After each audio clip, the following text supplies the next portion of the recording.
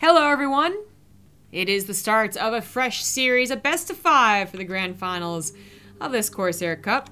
In the top right, on Mech Depot, it is the Red Zerg Nerchio.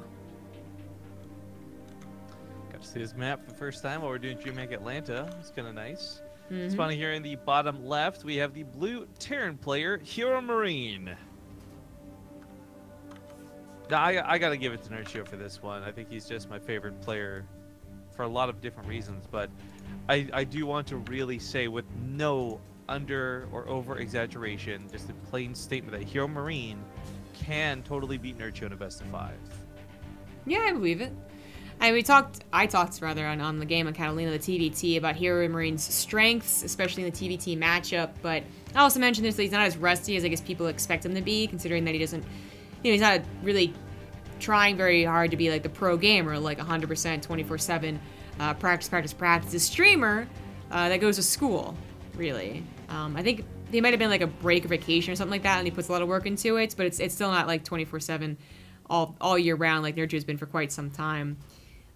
But he's actually not as rusty as you would think, man. He's still like a really good top European Terran player, and he knows what to do against. Oh, it's motorcycles. He knows what to do. He's not like out of the meta or anything like that. That motorcycle sounded like a flipping like plane or something. Oh, okay. Das East best of 5. I was like, I assume he's speaking German for. I was gonna say, why is he speaking German? But then it's HeroMarine's German. That's right. Yeah. I understood what he was saying. I got it. Nice. I know. Dankeschön. I love you. And wunderbar. Wonderful. Scheiße. I think that's all my German right there. Yeah. Didn't manage to learn a lot in Home Straight Cup. Or any. It was really sad. I was talking to someone about like, just like not eating a lot when I was there. Because I like to experience the culture as not just like, you know, museums and monuments and tours, right? But rather like interacting with people, like the subway systems, transportation, the weather, the food, like it's just like most of the food, to be honest.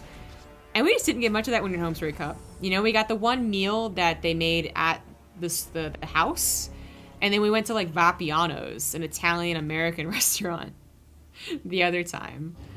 So, I wanted to try real German food.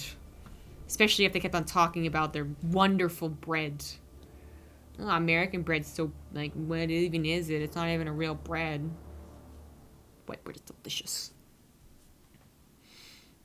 If you guys don't know. I would have made it for you, but you just weren't ready for it. Huh. Good one. Alright then. Actually, considering that some of the guys that were there meeting with us, like Riomar and chats, they did buy me a smorgasbord with the bread, so that was about as close as I could get to a real German meal, I guess. I shouldn't have talked about food. I'm a little hungry. Openers here, just Hellions and 3rd CC. Very quick 3rd CC for HeroMarine. Obviously it's for the stamina without the starport, so very classic opener. Not too popular nowadays, so I use the word classic.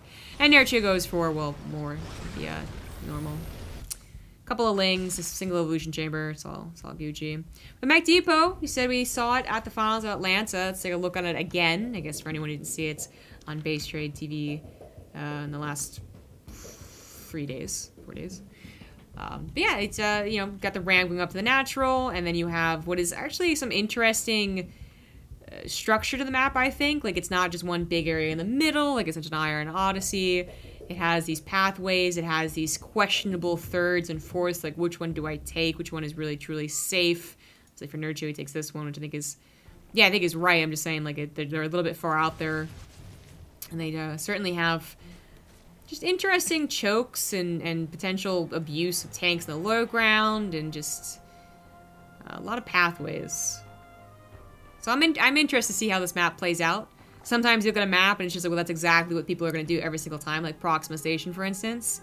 But on maps like Abyssal Reef, I mean, that map still isn't really truly figured out. Like, no one's said this base is the absolute best 3rd base to take. And that's been in the map pool now for 2 seasons. 3 seasons. 2 seasons. Months. That's the safer word choice.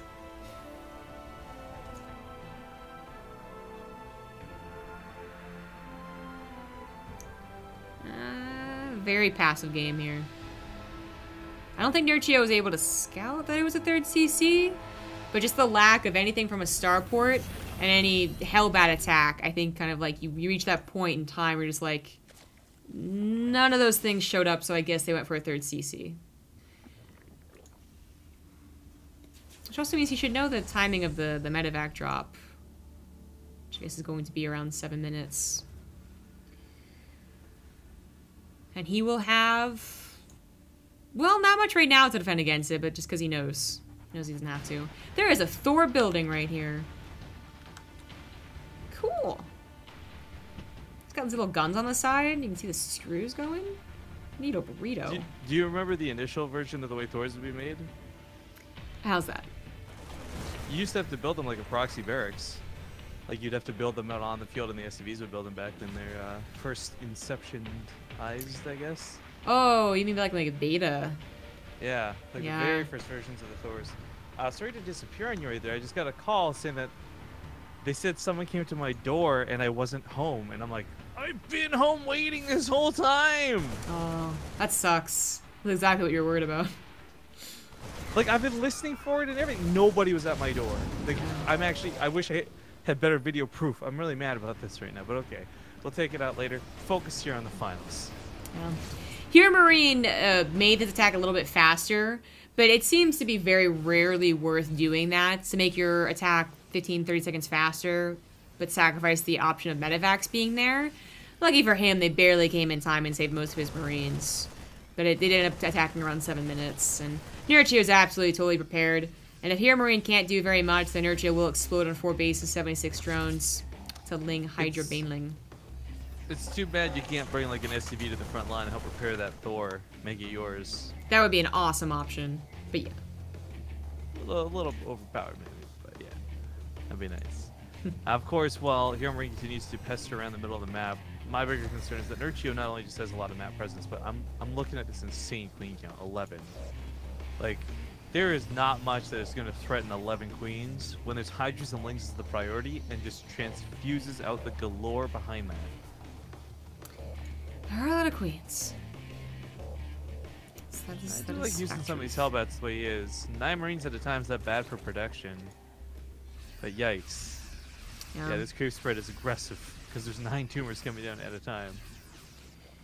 Well, Nerchio's macro is certainly scary, and the options he has with all these queens is scary too. HeroMarine's macro is also very, very good. You rarely see the 3cc no starport build anymore.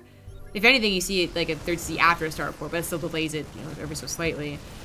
So this is just really powerful macro hitting here. He's gotten for a fast 4th base too, although that's going to be canceled. The idea was there.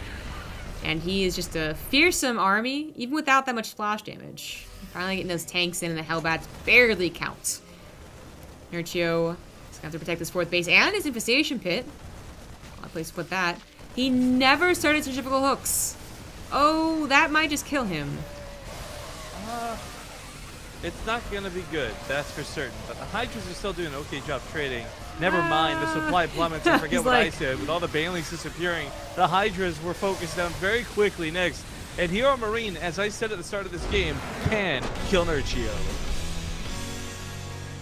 I mean, I was starting to note, like, wow, HeroMarine's macro's really taken over because I was noticing the supply, you know, and I was like, that's actually not as bad as I thought it was going to be. But then to notice, like, I think there is really 2 problems. One, no Baneling speed, not even, like, trying to buy time until you have it. You just literally didn't start it.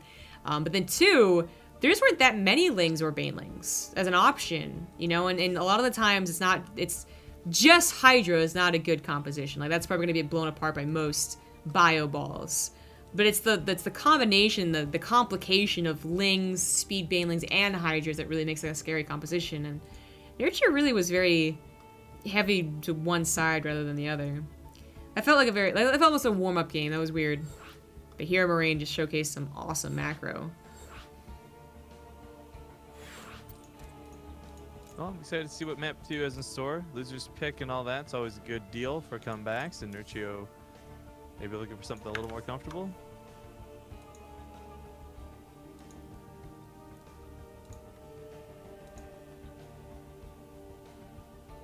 I feel like you got quieter in this series. Well, I mean, I got to leave, if that's what you mean, and I'm sorry. Or do you mean like I'm actually quieter? Like your actual audio level. Like I kind of noticed that when you came back from the like Okay, the how's last this? Is this any series. better? Yeah, it does. Like, do you want me to go up more, stay where it is? Oh, I can fix it too. I think it's okay now. Okay, I'm not gonna touch anything then. Yeah.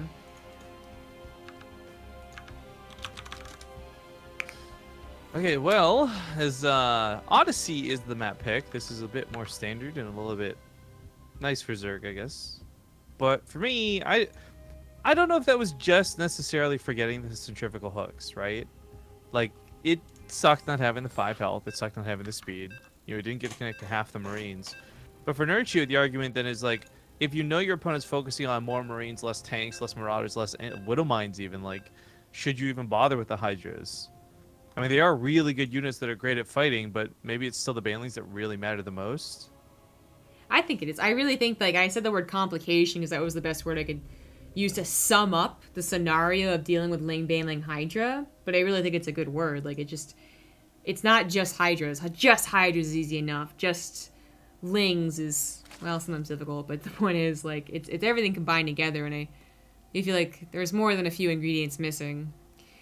But it also just was a weird game. I don't know if Nerchio just didn't expect such an explosion of macro from HeroMarine, or the map threw him off, or what. But we are onto an older map with a more standard build coming off from HeroMarine. So let's get the intros in the top left, down 1. It is the blue Zerg, Nerchio.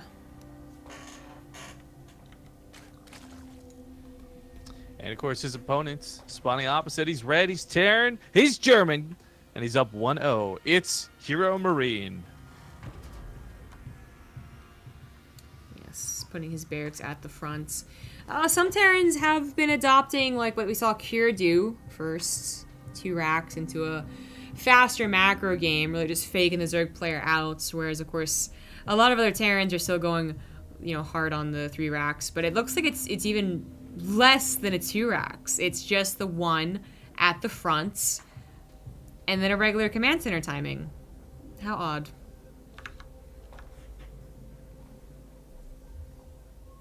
I guess it still does block the wall.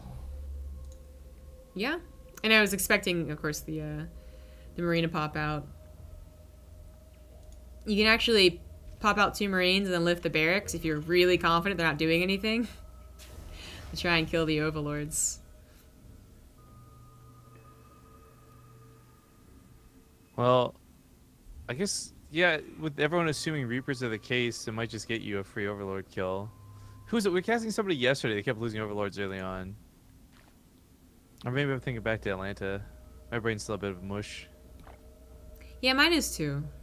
I didn't really feel that tired for being like 4 or 5 in the morning, but I just... Well, this will be a really annoying early supply block for Nerchio. He actually just spent a bunch of money, so he didn't quite have enough to make an Overlord immediately. But there is one on the way to replace it. Unfortunately, that's just going to bridge the gap and won't unsupply block him. He still needs a little bit more. Yeah. That was exactly what HeroMarine wanted. Well, exactly what he wanted would have been 2 Overlords, to be honest. But that's a bit much to ask for. So, simply getting 1... Yeah, you're being greedy. I really am. Getting 1 and then not taking any, like, damage, like not being surprised by a bunch of Lings, not mistiming your factory, like... That's a very good opener, and it is going to be a factory opener. He has the wall set up. Nerchio didn't even get to scout to be faked out by the Reapers, by the way, but like it didn't matter because his Overlord died. And it was now he knows what's up. Now he knows how weird HeroMarine was to wall off like this. To be clear, HeroMarine's not the first guy we saw do this, but it is still very rare. Just like his 3rd CC build last game was, I guess. Like not the only guy doing it, not the weirdest of things. Definitely a little bit off pace. On Armory. I don't know. Okay, I don't know about the Armory. I was gonna say, as far as being off pace, like, I guess as long as he gets the job done, it won't matter how weird this was as a different styled opener. But I guess if this is a Hellbat attack with a Marine drop, it's still gonna, I guess, all consolidate together. I don't like this attack. I do like it more with Marines. I just really am not a big fan of these Hellbat attacks. Not against players like Nerchio, at least. But Nerchio has been droning way too much. He doesn't have any lings out just yet. Granted, he does have speed, but this is still going to be very annoying to deal with. Newly birthed queen. Okay, he just had a queen birth. Thanks, ZvT. Checking his vision, he's nowhere near scouting what's happening in the main base. And because that Overlord died over here, that usually would sit right here, he hasn't even seen the continued Hellion production. So seeing 6 now and then the medevac flying over, this is a big surprise for Nerchio. The best thing he can do is just buy time for lings, which he's building, and I think he has a decent shot at defending against this fine. But he doesn't really have a lot of queens, and even though he has the peace of mind to micro them, try and get a concave, try and focus fire, there just isn't a lot of units. Yikes! This is bad for Nerchio. Drones get pulled into Hellbats. Oh, there we go. Whew, that took a while longer for the medevac to die, and unfortunately the queens all die still. Only one left alive. They're very close to getting into the drone line. It's getting very scary. 2 more Hellions come through here too. Ooh. Oh no. Oh. Nerchio just leaves. No GG, just the tap out. HeroMarine bamboozles him with a weird build. Yeah. Yeah, that's well that opener I think just threw Nerchio off, man, and that last game probably also threw him off. Just HeroMarine making it look easy is throwing me off. So it must be throwing Nerchio off. But that was game number 2. So we're going to try and fit in a break before game number 3, because maybe it's throwing him so much that it's a tilt factor. And he very quickly wants to get into the next map. So see you guys in 2 minutes. Hello everyone, this could be the last game, and we're on Accolade. It was this guy's map choice in the top right. It's Nerchio. And his opponent in the lower left is going to be HeroMarine. Now, what's interesting to me about this, Nerchio is not having a great game 1 or 2 here. But Nerchio's complaints typically have rested with Protoss over the last few months, not necessarily Terran. Although you could argue the blanket statement is we always complain about Terran, so who needs to constantly complain about Terran, right? But realistically here, I'm surprised to see him struggle. I think he's a much better player than what he's shown so far, and the 0-2 is honestly surprising to me. It is. It is such a...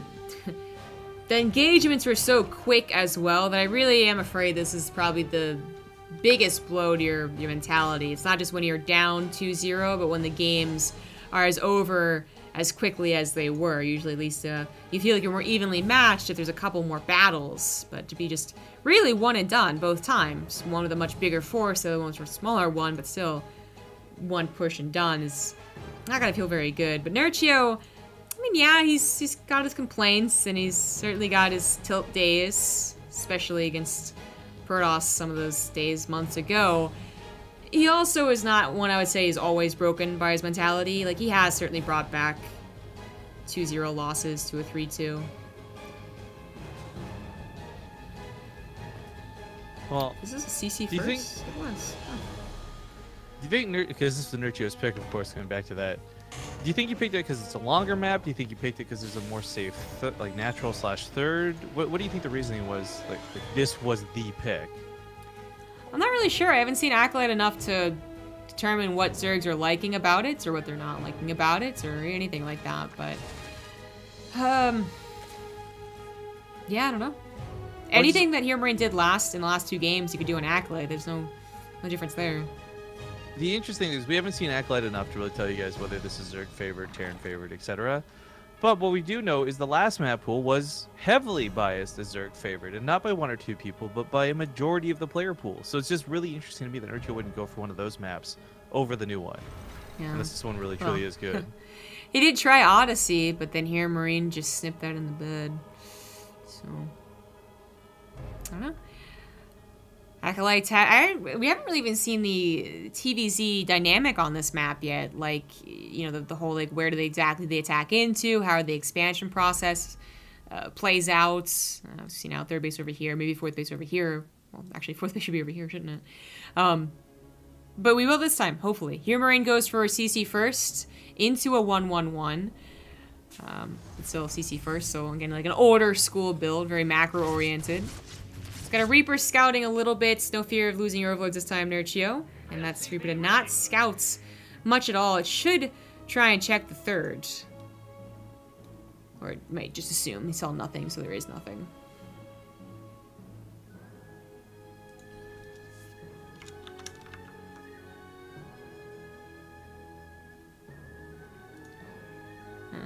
Hellion builds into Banshee. HeroMarine mixing it up every single time. Well, maybe Banshee, Viking first. And still a very quick third CC after that, though. Shown to an Overlord, he knew it was there. That generally means there's no armory. No way to fit that in between such a fast third CC and a starport. But Nerchio's only seen a part of the equation. He has not seen the starport. And that... Actually, that might look like a quick third CC, like, after factory. I'm not sure on the timing on that. I'm not sure what Nerchio is thinking either. But the cloak is being researched despite Viking, then Raven, late Banshee, but she'll have cloak. Oh, well, I guess he ends up with a starport now, doesn't he? Viking's gonna kill an Overlord. Oh, nice pick. I guess, I don't know if you addressed it while the alarm was going off because my brain was going nuts, but poor Arknog breaking his 3-year sub, but we know you're truly an esports hero friend, so good to see you back in chat. I didn't see that at all. He was bummed. I guess he missed a month or something. Sadly, there's no way to recover that, but yeah, after some kerfuffle, figured out how to ship the monitor back home. Thank you again for that, or the TV rather. Thank you again for that, Arknog. Dang FedEx place. Where it says it was. So I was that. I'm actually curious. You mentioned you had some struggles. Was it just too heavy, or just because it was big and cumbersome? Oh, there was no Banshee. It was big and cumbersome, and I had like another gift that I was gonna send, so I was just like bogged down. Plus, to be honest, I was tired and kind of hungover, so I did not feel very. I didn't feel up to walking for half an hour. You were out like 4 hours later than me or something like that too. Oh, not that quite that late, but it was, yeah. We went to a bar after like until like 3 AM or something, so it wasn't like terrible, but I obviously didn't want to walk 30 minutes carrying a huge monitor, so when I thought it was only 10, I was like, this is no problem, and then it became 30, and then it became another golf cart ride on top of that. Then I was like, damn it. Did you end up in a bar with a penguin and crew, or? Michael from Maturino, and I guess both other GMAT guys, I think. That dude loves to drink. Yeah, I didn't actually have any like drinks when I was there, but I did have a very friendly conversation with this guy that's like actually in a band. He was really cool. Anyways. Nice. Yeah. Hope his name wasn't Steve. No. We had some like nerdy talk about old video games though. Anywho. Queen's not really gonna be able to do much. There's no high ground vision here, funny enough. So the Hellions are kind of okay to just shell away at the tumors. Not too often we see this Raven for this use anymore. Some players have been doing it, and it's always really a cool thing to note. But usually they're just stuck in a corner and meant to auto-turret harass every now and then. So, as I mentioned before the story, like there's no Banshee. He ended up canceling that despite it being like 50% along. He did not want to continue on with the starport production. That is no longer a wall. That's a lot of lings. A scary amount of lings. Even with this many Marines and a tank, SCVs have to be pulled to ensure this does not snowball. Unfortunately, can't repair the tank fast enough. Oh, hey, there's an entire armory over here. Look at that. Yeah, surprise, surprise. No base down here. Doesn't see it coming. I'm curious why Nerchio chose not to take this base, by the way. Like, this is a pretty, like, out-of-your-way expansion set out of Nerchio.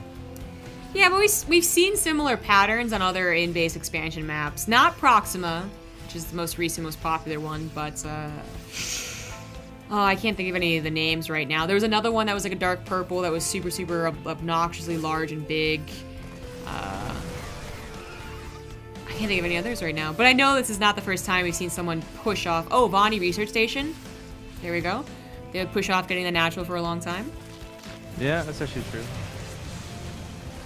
So it's not surprising, but it is maybe going to bite him in the butt since he's lost the creep suit over there. This drop is going to continue pressuring that point while pushing to the front. A lot of auto turrets, the help of the Hellbats being more helpful than they've been with the main army in a while that I've seen.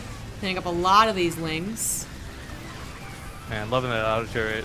Loving it a lot, but attack on the right side was the one that was a little bit more dangerous. Nerchio does push them both back. Although, oh, HeroMarine wants to take that fight off of Creep, realizing the banelings don't have speed. This is something that happened last game, and it looks like it's happening again here for Nerchio. Clever. Yeah. Finally, the Hydras are out, though. This will successfully push this back. But HeroMarine is working off a third base economy. He has, besides that blip with the Ling run by, not really taking any hits to his production, and is on a way to a very fast fourth while still continuing to pressure with a bigger army supply. The Hydras are out in full force and full outfits. They're wonderful hats. They're all dolled up and ready to go. I want a drone hat that I can tip. It's like my lady to Kerrigan. Oh god. The Hydras without that protection, not as harsh as it was in that first game, but similar idea. It's brutal. Without the banelings taking out these Marines, the trades here are decent at best. And Nerchio, the +2 weapons kicks in, and these Marines are just hammering away. That was a bold move to send his drops in with this, and that almost really knocked the Hydra count down, but it looks like Nerchio's holding. Let's see, you know what, they got a 20 supply lead, so not too bad. And this is a real supply lead, too. Normally, you see like this discrepancy, but you know the Zerg's got like 30 banelings in their back pocket. You're like, okay, they'll get those hits, and it'll splash it down, and the supply won't be so bad, but this is actually really tough. There's no banelings, and what few there are not going to have speed. Yeah, I was really wondering about the speed thing. Like, you know, to see it twice in a row for this long past the point of like, oh, I never started speed because you see slow banelings. This feels now intentional. But I don't think I've ever seen baneling speed not gotten intentional. Like, you know, even when you go for banelings in PvZ, you get it. It's just like it's a really good upgrade, so I don't really know about this. Nerchio having some struggles either way, baneling speed or not. He's down the army's playing a big way, and he's down in the upgrades too. Banelings actually make their way to the army. Yeah, you know, he didn't allow his tanks to do the work for him. His Marines were still on the front line. He's still up a lot of supply. Their transfuses going into those Hydras, not enough to keep them up. Yeah, that still ends up going okay for him, and he's going to probably siege hop these tanks forward. His rally is pretty strong, too, coming through this left side of the map, and while Nerchio has exploded with creep spread to the right side in the middle, I mean, it's a big map, man. It's going to take a long time to get every single avenue covered with creep, and the left side was the last side he got around to it. And this straight-up rally, too, is uncontested. There's no Lings running by to catch them. There's no Mutalisks, you know, picking off the odd medevac here. Baneling speed is nearing completion, but I am fearing it might be too late. Yeah. This point's going to be really difficult to break. Great idea. If you're having trouble breaking a point, they got a ramp under their control, then try and counter, and then all the Lings are coming forth here. But onto a planetary, onto reinforcements, that won't work out too well, and he is pushed back at his fourth. Baneling's gonna be gone, but then his speed kicks in. 3 left, get popped, he leaves, and it's a clean sweep for HeroMarine. Really impressive to see a 3-0 over a player like Nerchio. Like, that is no small accomplishment. And it's not like this is a round of 16 series where Nerchio maybe is like not feeling it really and just wanted to sign up to sign. Like, he played a very good ZvZ series against Namshar. It looked like typical Nerchio form. This series, though, is a little weird. I'm really wondering what's up with that baneling speed, though, because that felt... Okay, you know, the first game, maybe it was a mistake, right? But it happened in the game... Or, excuse me, the second game. But the third game, it was also delayed, like, almost as if on purpose. Like, somehow the value of the Hydras and the gas was worth more than the speed for the banelings. Yeah. I mean, not that I agree with that statement, but it's the only thing I can think of for Nerchio to have done that twice in a row, because he's not the kind of player that would make that mistake twice in a row. Yeah, it was such an awfully long time. Like, certainly a delay of a minute because you're being dropped or something like that. Sure, no problem, but it was a lot more than that. Well, that's going to be it. Congratulations to HeroMarine. Thank you. Yeah, this was the third and final regular cup for the Corsair Cup. The next one you guys see coming up will be the monthly finals, or the season finals. Dares, of course, has been tracking all the current points and standings, and I don't know what the new update is with these guys, but Keen is certainly coming back as he's leading the leaderboard with 16 points. Mana will be back despite losing earlier today. Alive, Showtime, Hellraiser, Bly, Nerchio, and HeroMarine seem to be the best contestants, but we'll see, obviously, as points are updated. It's kind of cool, though. Next one's going to be the season finals. Now, that's currently scheduled for Sunday, this upcoming Sunday, but combination Zombie Grub wants to go do the GSL versus the World thing, and combination that maybe it might just be a bad day to do this, we may reschedule that. I don't know. I'll find out, and I'll get that updated shortly and soon, because I think a lot of people want to be watching IEM as well, and I'm not sure if it conflicts. But if it doesn't, then we'll keep it. If it does, then we'll move it. Either way, we actually don't have a lot for August planned out, and we do need to get on that because we have some cool things coming up in the future. There's going to be, first off, a 2v2 event going on, hosted by a guy I'll be talking to actually after the stream's done today. Then we've got the new Aussie versus North America Cup. We called it Colonial Wars. There's some rough information about it on Team Liquid, but we don't have any dates or things set yet because we're waiting for Maynard to return from IEM to plan that out. And then, of course, Ting Season 4 is actually scheduled to start soon. We haven't done like a really big announcement about it, but we've been talking to Jesse. You guys love Jesse from Ting. And he wants to do Season 4, so we got to look into finding dates for the qualifiers. Hopefully get those done. As for whether we'll be doing live finals at Corsair or not, that's up in the air. We have put the idea out there, see if Corsair's interested or not. I would hope that we can. It was a lot of fun last time. But All right, so a lot of news, but not a lot of concrete facts, I suppose. Well, I mean, the only Ting Season 4 is the only one that's up in the air. The rest of them are like definitely 100%. Yeah, they're happening, but it's more like just dates. Like Corsair Cup finals, we'll see, and the Australian thing we'll see. But point is, still a lot of StarCraft coming out from BaseTradeTV. So I just sort of do the shoutouts now and then end on ads. All right, well, real quick before that, make sure you guys hit the follow button on the channel. Because of the fact that we are going to be gone for a week, we want to make sure that when we're live next, you guys see it. So hit the follow button, get those alerts. After we've figured out our schedule for August, we will, of course, be updating the events calendar, which you can once again go back to relying upon. But yeah, I'm looking forward to upcoming days. So guys, follow the channel. As said, follow us on Twitter. I'm at Riff_Kings. She's at ZG Gaming. Yes. I was also going to do sub shoutouts before we left, so... yeah, do that. Yeah, so I don't remember where he left off. I remember I left off at Let's Make Sounds. So Hazel CL, 6 months already, oh my god. Klebos for 29 months. Lemenstre, 1357 for the 20 months. BTLH for 11 months, almost a year, still here. Whoop, whoop. You're about to get Partouf. And Terminator 101 for the 18 months. Another month already. Time flies when you're watching SC and the occasional PUBG. That rhymes. Zombie Grub, what kind of donation goal do we need to get going for you to play some frickin' PUBG with us sometime, man? How much does it cost? Game's like $30 or something. I don't know. $30. Nah, Okay. I mean, speaking of, I suppose, donation goals and all that, yeah, you can follow me on Twitter at ZG Gaming, but I'm also going to be doing a drunk stream, the last of the requested ones until people request more with their grubs, I suppose. I'll get a Maze X for the 7-month resub. But yeah, I'm going to have Rapid Casting and Alaris with me. I don't know if someone else will join, but we'll see what happens at dinner, I suppose. Surprise guest Rifkin's going to be flying over to Korea live to drunk cast with Zombie. No, leaving right now.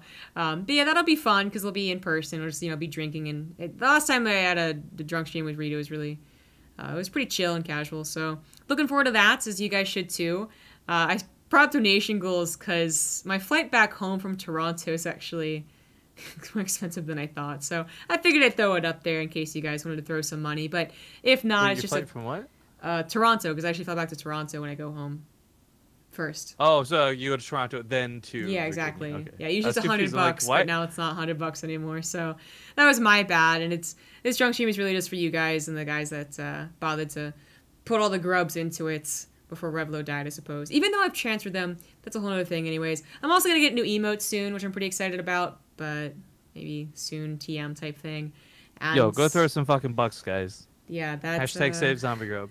Yeah, maybe if I get enough, I'll also buy PUBG, who knows. If buying PUBG is the only gateway, I will buy you PUBG. You just had to throw like a verse to it. No, because the thing is, I have to have that moment where I want to play it so bad that I buy it, install it, and then literally play it so I'm hooked. Or else I'll have this WoW thing going on where I'll get it, I'll install it, and then I just won't touch it. So maybe one of these days we got nothing going on for IM. You'll be bored enough I can entice you into it. Maybe. All right. But that, I think, covers everything now. Thank you to everyone who donated. Bits, I suppose. Bits and subs and resubs. Appreciate it. And we'll see you guys to be determined, I guess. So have fun watching I Am Shanghai, and we'll see you guys when we see you. Bye. Bye.